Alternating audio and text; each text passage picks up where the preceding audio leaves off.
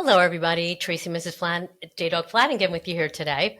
I'm the co-founder and senior vice president at JDog Brands. Welcome back to another exciting episode of Tactical Treasures podcast, sponsored by the JDog Foundation. Our podcast gives veterans, male spouses, active military members, military family members, and patriotic military supporters a voice in the veteran space to speak about their service, how they're affecting their communities post-service, and they share with me a tactical treasure that has shaped their journey in their military career, business, or life. Today, I'm so excited to have with me George Leone, who is the son of a Navy veteran from World War II, was raised in South Jersey, and graduated from Harvard College and the University of Chicago Law School. He currently serves as the president and chair of the Board of Homecoming 250 Navy Marine Corps and chair of its development and advisory committees. George previously served as a judge in the New Jersey Superior Court in Camden and in the New Jersey Appellate Division. Earlier, he was an assistant United States attorney in Camden and a chief of the appeals division for the United States Attorney's Office for the District of New Jersey. The Attorney General of the United States presented George the Director's Award for helping to defend New Jersey's Megan's Law and the John Marshall Award for helping to lower crack cocaine sentences.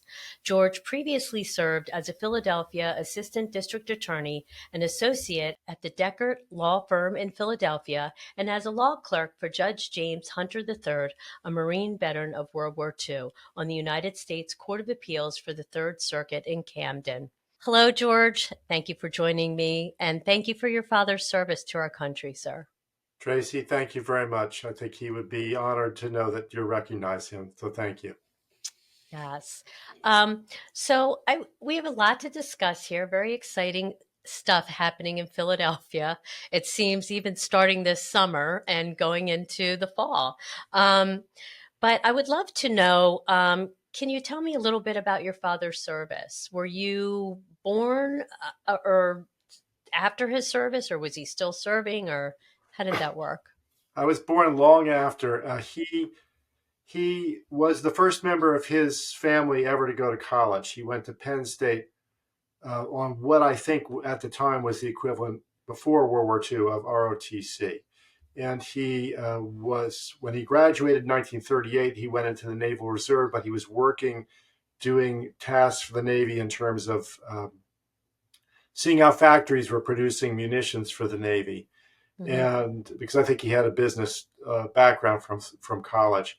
And then when Pearl Harbor happened, he was fully activated, and he was trained to use the Norden bomb sight, which is one of the greatest secrets the United States had when it went into World War II. Oh, wow. And then he was assigned by the Navy to fly in what were called PBY Catalinas, which were flying boats. And they had a position for a bombardier and a place for a Norden bomb sight to go, although in later years they didn't much use it.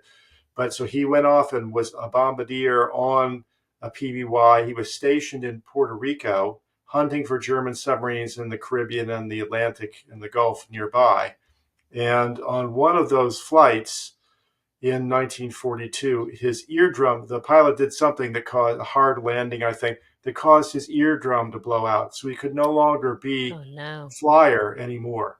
So and it also caused him tremendous vertigo and headaches. And he was shipped from naval hospital to naval hospital until ultimately he ended up in San Diego and was treated there while he was also serving in the Navy and ran munition factories for the Navy in San Diego. And it was because of all that I exist at all. If you want that story, I'll be happy to tell it. He became friends with his ear, nose, and throat doctor who was in the Navy, who was treating him. And when that doctor married, he included my father in the wedding party, and my father met the doctor's sister. And a few years later, she became his wife and ultimately my mother. And so his career, he served throughout the war and was discharged in 1946. Oh, wow. That's an interesting story. I love that. What an amazing service he had. And I love that story. You've been in the law profession, obviously, sir. But I would love to know what inspired you to get involved with what you're doing now, Homecoming 250, which is celebrating the Navy and Marine Corps 250th birthday. Inspired that journey and how did that come about? Well, I was always very interested in what my father had done and in the American military and military history, American history, but I couldn't see well enough to become a pilot and follow in his footsteps as a naval aviator. So I went to law school instead. And when I graduated from law school, I ended up clerking for the judge that you mentioned in your description, Hmm. who had served as a Marine officer in World War II. And for him, as for my father, this totally changed his life. It changed what part of the country my father lived in, and Right. it changed and it caused him to have a wife and 7 children. And it changed my the judge's life so much that even though he was the level just below the Supreme Court of the United States, he um, it was clear the most important thing he'd ever done was serve in the Marine Corps in World War II. And he somehow persuaded his wife to let her paint his let him paint their Victorian house in Marine Corps colors. And while I was clerking for him, I got to know lots of Marines. And when I was finishing up my judicial career, I really wanted to get involved in the semi-quincentennial United States. And I wanted to make sure that the founding of the armed services in Philadelphia, which is near where I'm from, Hmm. was properly celebrated. And so I came up with an idea, which my wife was said was a really good idea, which she doesn't say every day, about how the Navy and Marine Corps could celebrate their 250th birthdays. I had an agree for each idea for each service, and those ideas just caught on. I was a trustee at that point of the battleship New Jersey, which fought in World War II and Korea, Vietnam, the Cold War, and and the people there were very enthusiastic about this idea. And we went off and convinced all 14 living secretaries of the Navy that these ideas were how the Navy and Marine Corps should celebrate their 250th. And that meant I talked to Lyndon Johnson, Secretary of the Navy, who still do. He's 103, Oh, and wow. then we convinced the Secretary of the Navy in the previous administration, and I think the new and convinced the Navy and Marine Corps. And so we are. I was inspired to do it because I really wanted to celebrate the founding of the Navy and the Marine Corps, and to make sure the United States had a real bicentennial type celebration. And a lot of the semi-quincentennial organizations have just not been able to pull that off. We've been able to pull it off. So this October and November, we're going to have a spectacular celebration that will honor our veterans, that will honor young people joining the military, that will honor those who are currently serving, and really remind us what unites us, which is our respect for those who serve this country. Wow. Yeah, that's great. I went to the website and there's really a lot of exciting stuff going on. Also, too, we have the Ton Tavern rebuilding that is, I think, going on. I don't know whether or not it's going to be done in time, but I can answer that question. That was my idea for the Marine Corps. I ran into other people who had already been trying to do that and mhm, partnered with them. And I'm going to say they because even though I'm in both organizations, I'm on the board of that. But they have purchased the land. It's very close to the original site of the ton, mhm, and they are gathering the money to build it. But the land, gathering the money and purchasing the land and getting the permits has taken long enough that it will not be right. completed by November the 10th. But Marines have been trying to recreate Ton Tavern for Mhm, over 50 years. And this is the furthest any effort has gone. I think this effort will succeed. It's just a question of getting more support. And so for example, we are still planning to celebrate the recreation of Tun Tavern, even if it's only barely started, because this is right. a really great effort, and that's one of our many big events, which I'm happy to describe. So Yes, yes. So, um, could you talk to me, I guess, a little bit about some of the events going on? And are they open to just veterans or the public as well? And just tell me how all that kind of works. Sure. Almost all the events are open to veterans and the public. There's only a few events that have tickets that cost money. Most of it is free, which is why I have to raise money. Right. And so I'll give you. There's a lot of events, but let me give you the high level overview of this. Okay. The main celebration starts on October 9th through the 16th. Starts on October 9th through the 16th Hmm. of this year, because the armed Right. services were founded before we were already at war before we declared independence, and they founded the armed services to defend themselves in the summer and fall of 1775. So it Right. starts around the Navy's birthday, October 9th through the 16th. And here are some big events from that. First off, we're going to have 8 Navy ships. I mean, when you plan with the military, it's always subject to the needs of the service. But the plan currently is for 8 Navy ships to come up, including a small aircraft carrier or a destroyer, and other combatants and other ships from the Naval Academy to come up the river, hopefully joined by a couple of Coast Guard cutters and one historical replica ship from the Revolutionary War.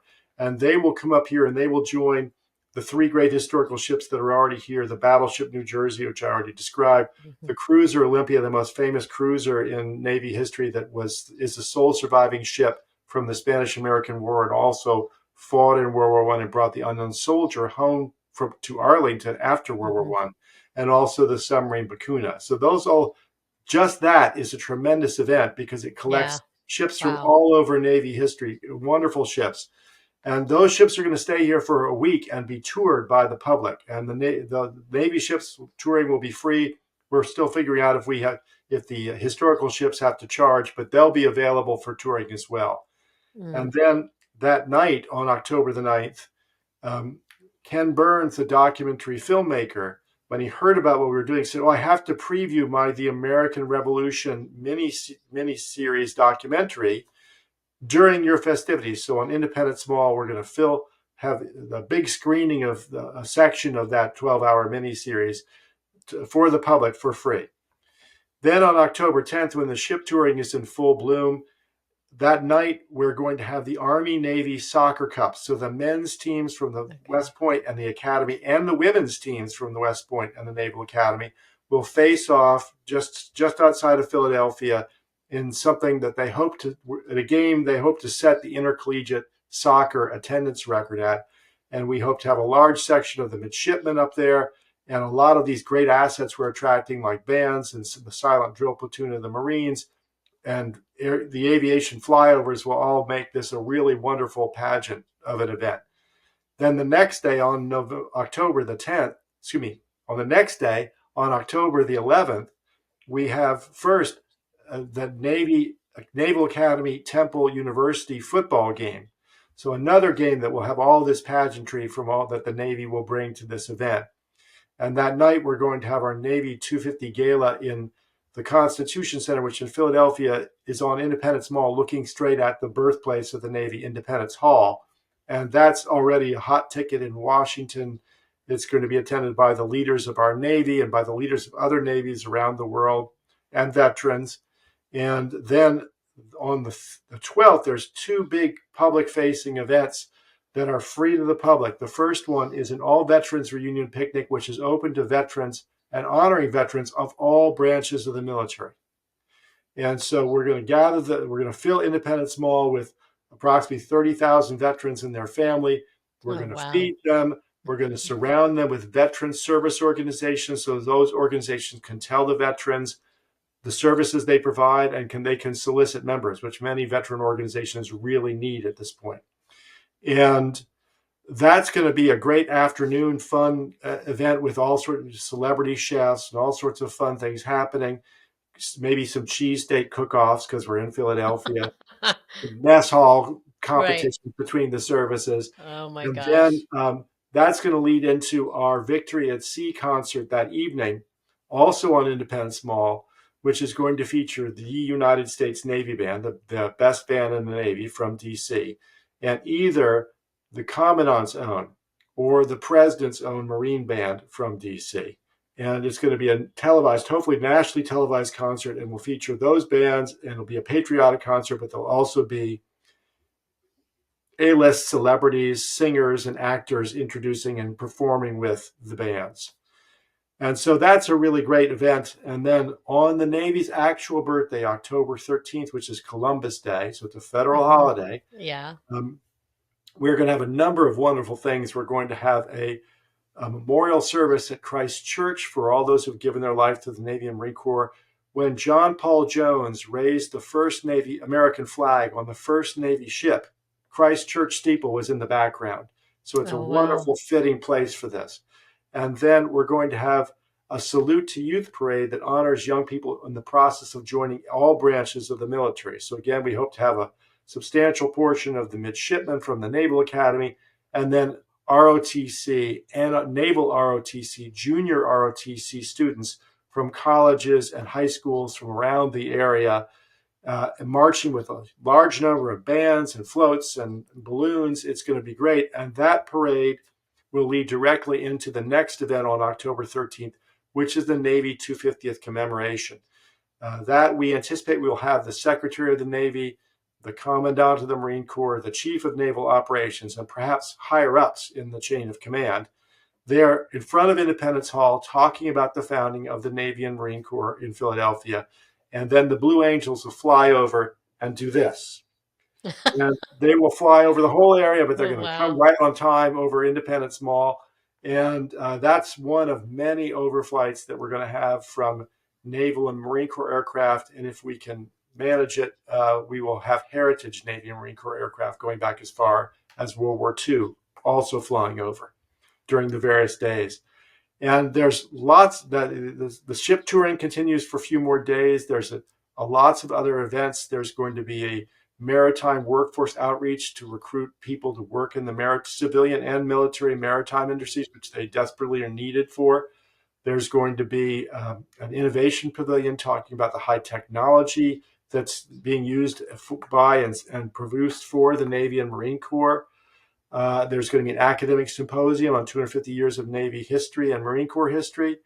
There's school outreach, band concerts, fireworks, the works. Really, it's The really works. tremendous, Wow. tremendous thing. And that's not all, as they say on TV, because even though the Marine Corps said they wanted to do this with the Navy in October, um, Marines are the most traditional members of the armed services. I They know. That was going to be my next question. So, but go ahead. I think you're already going to answer it. Yeah, they care more about their birthday than anybody else does. So even though Yeah. the Marine Corps said, let's do this in October with the Navy, we're going to have special events on the Marine Corps birthday, November the 10th. And that includes a ceremony at the grave of the first commandant. So many of the early, because Philadelphia was the big city in the United States when the Right. country was founded, Hmm. so many of the early Marine and Navy leaders lived and died there and are buried here. So we're going to have a ceremony at the grave of the first commandant, the first Marine, literally. And then we are going to have a Marine Corps 250th. It'll be similar to the Navy 250th I described, hopefully with a Marine Corps flyover. And then have celebrations around the recreation of Ton Tavern, even though it won't be done. But what the Marines tell me is if it's a giant hole in the ground, and I think even if it's just a little hole in the ground, Yeah. if there's beer, Marines will Um, celebrate. Yeah. And in fact, the folks building the tavern had a ceremonial groundbreaking, so they didn't actually break the ground; they just shoveled some dirt that was on the asphalt, right. and they got 3,000 people last year. So Yes. we expect a lot of Marines on that day. And there's one more. Actually, one more event that on that day that's really of note, which is after the celebration of that someone is finally rebuilding Ton Tavern. We are going to have a very historic Marine Corps birthday ball because in the 1920s, Commandant Lejeune, when he was deciding what their birthday traditions should be, when he was revamping the Marine Corps birthday traditions, he said, we should start having a ball every year to celebrate our birthday. And that first ball should be in Philadelphia. That's where we were founded. So we are going to have the 100th Marine Corps birthday ball in the same ballroom where he held the first Marine Corps birthday ball in 1925 with another of the great leaders of the Marine Corps, Smedley Butler, and the Secretary of the Navy. So we're going to have the Secretary of the Navy, and the commandant there. And they are going to be, it's going to be a really historic event. And there's tremendous demand for tickets for that event in that historic ballroom from Marines. Sure. Hmm. So that's, I left out one event because it's tentative, but I'll mention it just in case. I will know in literally a week. We have requested an NFL Monday Night Football game featuring the world champion Philadelphia Eagles and honoring the Navy and Marine Corps 250th celebration. Oh, wow. So we'll see if we get that. But all of this is expected to attract over 300,000 people. Mm. It's going to be the grand opening event of the semi-quincentennial of the United States. Everything before it has been so far and will be small. It's going to be the largest event of the entire semi-quincentennial that honors the military and veterans. So it's a great thing for the country. It's a great thing to remind people of the folks who are out there serving them now, of the folks who served them before, of the young people who are coming forward to serve, and of the importance of the Navy and Marine Corps to our Hello, country. viewers and listeners. Are you a military veteran or military family member and looking to own your own business? If so, go to JDog.com and check out our 2 veteran-focused franchises, JDog Junk Removal and Hauling and JDog Carpet Cleaning and Floor Care. Our franchisees nationwide are always looking to hire fellow veterans and patriots. JDog is the world's largest military franchise system with hundreds of locations nationwide. We are nearly 90% veteran-owned with the goal of reducing the veteran unemployment rate to under 1%. Check us out. Go to jdog.com to learn more. Now, back to the podcast. Wow.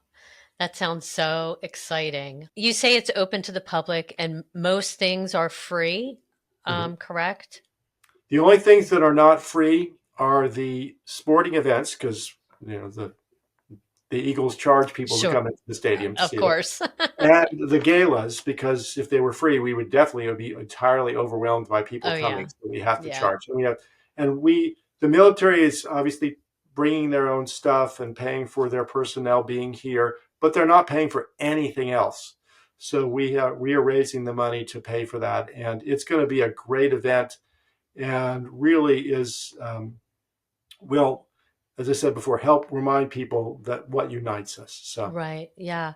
So, about the galas, so is it just veterans and active duty, or can civilians purchase a ticket and attend?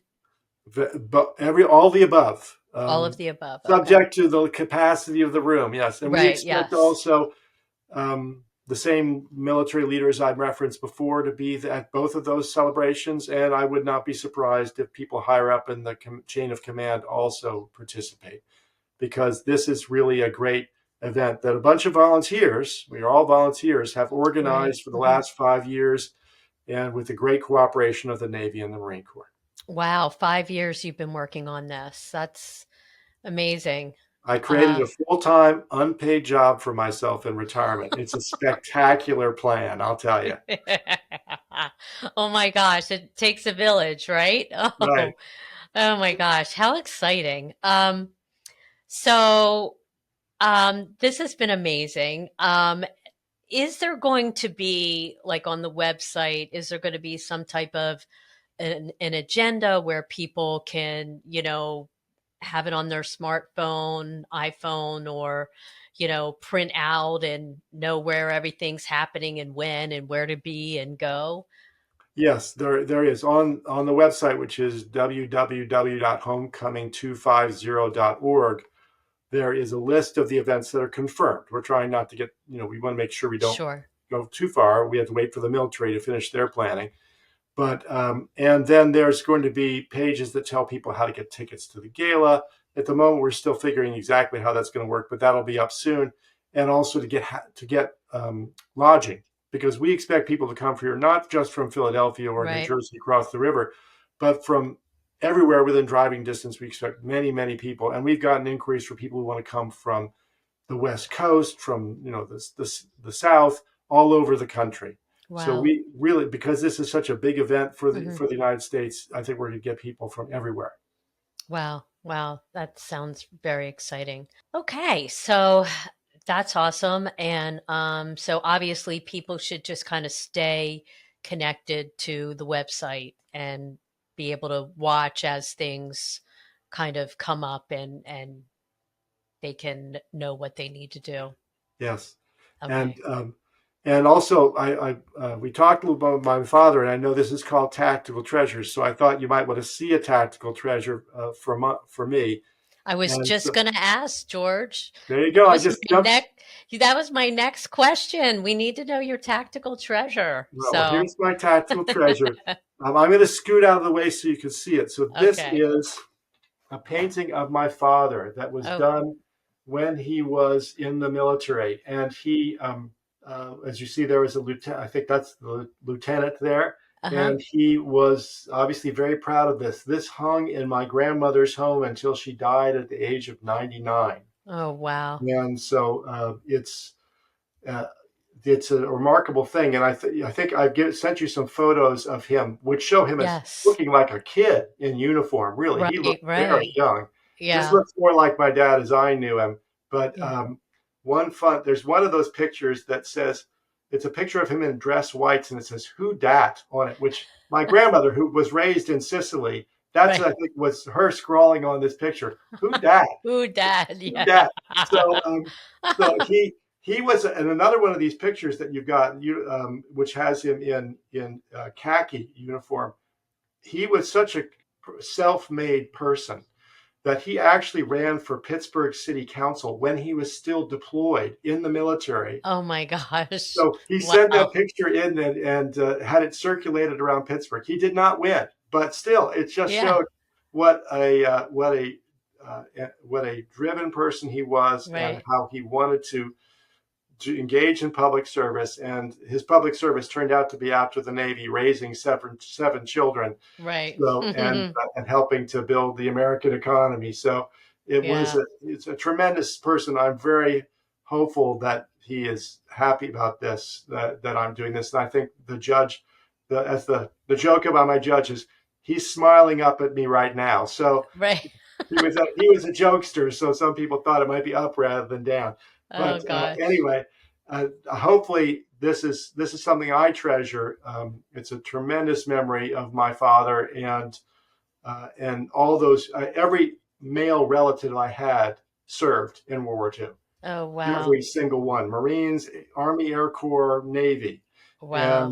and just a tremendous record of service, which I hope I'm paying some tribute to now that I've left the bench. So Oh yes, of course. You totally are, George. What an incredible legacy of service throughout your entire line of family. And I love hearing how you talk about your dad's service. You're obviously very proud, as you should be.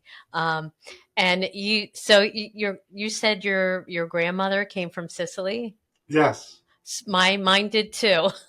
yeah. All right. Well, that's a nice connection. Uh, I know. So she lived in Palermo, Sicily, and my grandfather lived in Messina, and he came over first. And funny story, it was two brothers hmm. and two sisters met and married, and Wow. so his brother married a woman, and they were in Sicily, and my grandfather, the brother, started corresponding with his sister-in-law through marriage, and he ended up going back over and marrying her and bringing her back here to America. So, my mother is, first generation American. So, but My Our story is similar in that my grandfather came over. He was from about half an hour outside of Palermo. oh, She okay, was from Palermo, but they both originally came from the same village. That's how they knew each other. And so he came to the United States first, and then he asked her to come, and he married her here. And he did not. English was always his second language. She learned English, but it was always funny how she expressed herself. So I remember around 1969, she was saying, "God bless the astronauts." Oh my gosh, I know. And same thing with my grandparents, English was their second language. And, my mom grew up speaking Italian in the home constantly. And It would be funny, my grandmother, I would walk into the kitchen and she would think that I was my mother because, and she'd start talking Italian and I'd be, "Grandmom, it's me." So, so, but yeah, yeah, amazing. What a neat story. They might have known each other. Who knows? Well, I really thank you for this opportunity. I think it'd be wonderful if your listeners come and attend this celebration. We really want Sure. to have it be a big deal. And also, um, we are a volunteer organization. We welcome volunteers. We are a charity and we welcome donations. And we look forward to really giving the Navy and the Marine Corps and the nation the 250th celebration they deserve. Right. Yeah, that's awesome.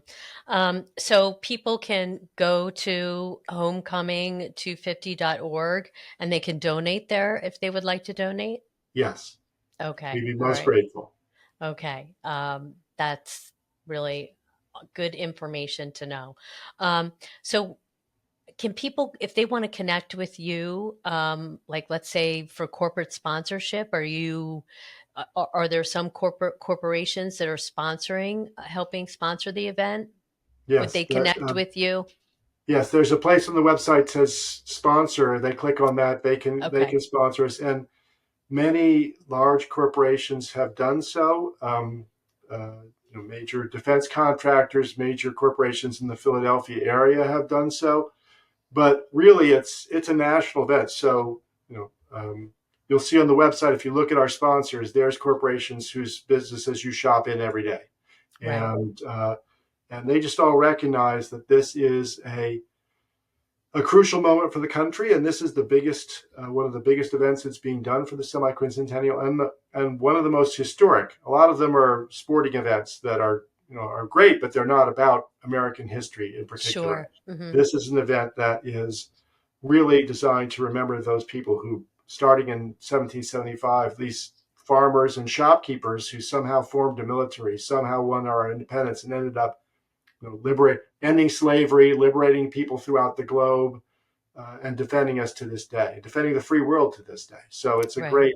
it's a great thing to remember their efforts, and that's what we're trying to do. That's amazing. I love it. It sounds like it's going to be quite an awesome event and I'm sure well attended. So very, very exciting. A lot of great stuff going on. George, thank you so much for coming on and sharing all this amazing information. And I'm excited. I'm excited to watch the journey unfold.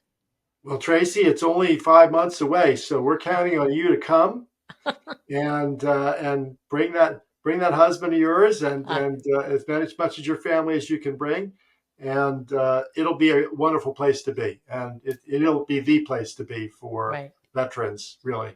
Yeah, sounds like it. I can't wait. Very exciting. Um, we'll certainly get the word out, George. Thank you so much for your time and for coming on and sharing all this great information about the Homecoming 250. Tracy, I'm honored to be on this show. Thank you for allowing me to do so, and best of luck to you. We look forward to seeing you in October and Okay. November.